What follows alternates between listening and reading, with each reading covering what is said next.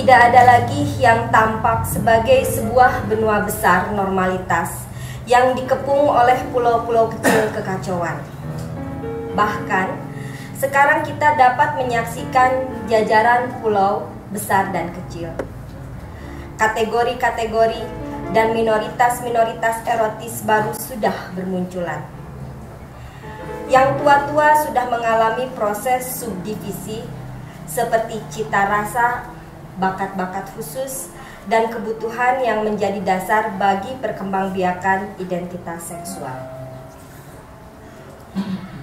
Temanku bilang, hari ini dia digerebek dan diarak massa karena bercinta sesama jenis. Ada dua hal yang mengganggu pikiranku. Pertama, mengapa masyarakat merasa berwenang untuk masuk ke dalam wilayah seksualitas kita? Bagiku, bagaimana aku memperlakukan vagina dan tubuhku, serta bagaimana temanku memperlakukan penis dan tubuhnya, itu sepenuhnya otoritas kami. Mengapa masyarakat secara sewenang-wenang merasa terganggu? Karena mereka merasa bertanggung jawab terhadap kehidupan seksual kami. Dan mereka merasa berwenang untuk tidak saja mengontrol, tapi juga memberi hukuman terhadap kehidupan seksual kami yang tidak berada di bawah kendalinya. Sibuk sekali ya masyarakat ini. Menurutku, selama kehidupan seksual kita tidak melukai, mengeksploitasi manusia lain, tak ada seorang pun berhak menghentikannya, apalagi sampai dipermalukan seperti temanku. William Brown bilang, I think there is no crime in making what use I please of my own body. William Brown itu orang yang di abad 18 dia di penjara karena orientasi seksnya. Pilihanku berkehendak dengan lawan jenis dan dia berkehendak dengan sesama jenis adalah pilihan bebas. Seperti kita hendak memilih sarapan roti atau nasi, mau memilih partai X atau Y, ataupun golput. Mengapa sebagian masyarakat masih berpikir bahwa heteroseks dianggap lebih benar dan homoseks dianggap keliru? Bukankah orientasi seks sebagaimana orientasi sarapan roti atau nasi lahir dari sebuah konstruksi sosial, kebiasaan yang diajarkan, ditanamkan, dibenarkan, dikuatkan, dan diyakinkan oleh kiblat-kiblat sosial, kekuatan, dan kekuasaan, seperti imbauan partai-partai politik hingga memenangkan pilihannya.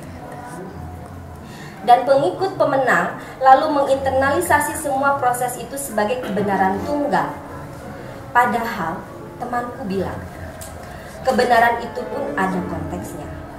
Menurutku, karenanya kebenaran bisa berubah. Mengapa kita tidak melihat keberagaman kebenaran, sehingga homoseks bukan sebagai penyimpangan, tetapi bagian dari pluralisme seksual? Aku menyebut homoseks sebagai bagian dari pluralisme seksual karena aku tidak ingin menghilangkan eksistensi biseksual dan keberagaman lain yang mungkin saat ini sedang tumbuh yang tidak kita ketahui karena kita selalu menolaknya. Temanku berpikir, ketika massa membawanya ke polisi, dia akan mendapat perlindungan dari bapak-bapak penegak hukum. Tapi dia diperlakukan dengan biadab, dipaksa oral dengan partnernya. Polisi juga memaksanya telanjang dan menodongkan senjata di pantatnya. Sejak kapan hetero mendapat wewenang untuk memangsa homoseks?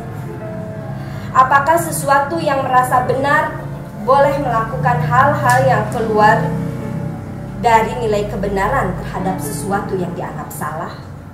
Sejak kapan para penegak hukum berwenang mengambil tindakan di luar hukum? Fakta ini menunjukkan bagaimana kebenaran tunggal menjadi sumber dari setiap pelanggaran hak dasar manusia dan tindakan di luar prosedur. intoleransi terhadap pluralisme seksual mengakibatkan temanku mengalami perkosaan.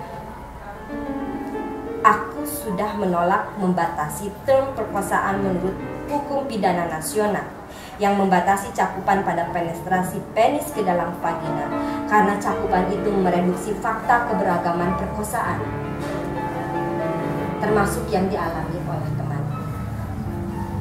Dan karena perkosaan ini juga dilakukan polisi dengan menggunakan kesewenangannya, apa yang dialami temanku tidak sesederhana soal tindakan non-prosedural, tetapi sebagai penyiksaan.